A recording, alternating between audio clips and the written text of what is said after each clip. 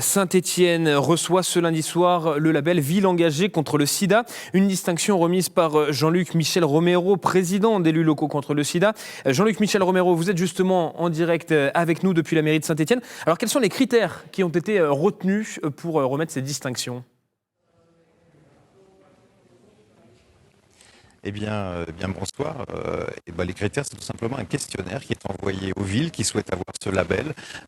Et évidemment, on voit le travail que font les villes, que ce soit sur la prévention, pour l'aide aux malades, pour la lutte contre la stigmatisation, qui est un problème important pour cette maladie.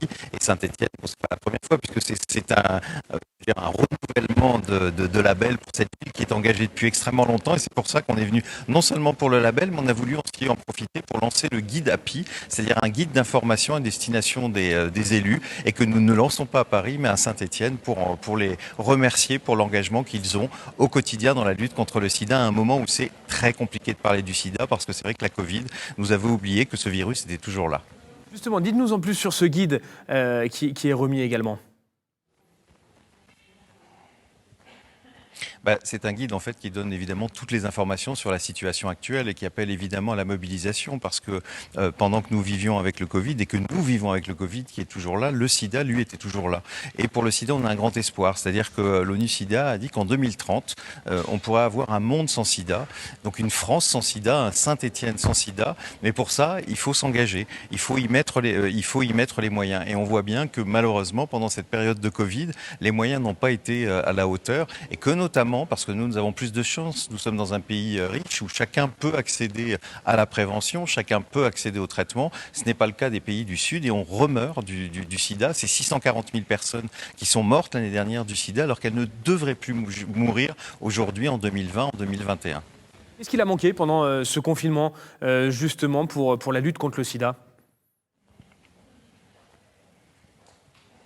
Il y a manqué de la volonté politique, et de la volonté politique nationale et internationale, parce que je vous dis, le sida se soigne par la politique. C'est un peu le slogan de notre association, mais c'est une réalité. Vous savez, il ne faut pas des sommes énormes aujourd'hui pour que plus personne ne meure du sida dans le monde. Il faudra en gros entre 25 et 28 milliards d'euros.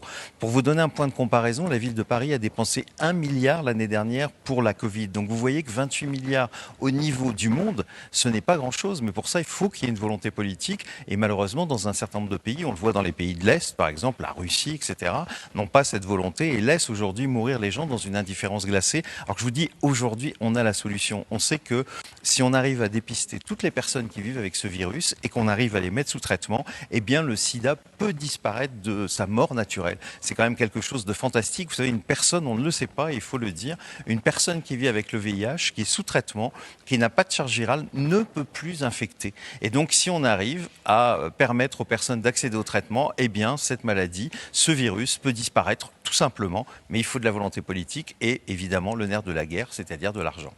Merci beaucoup Jean-Luc Michel Romero pour toutes ces précisions. On espère que les élus vous écouteront effectivement. Merci aussi à Alice Canivet pour les moyens techniques déployés à l'Hôtel de Ville.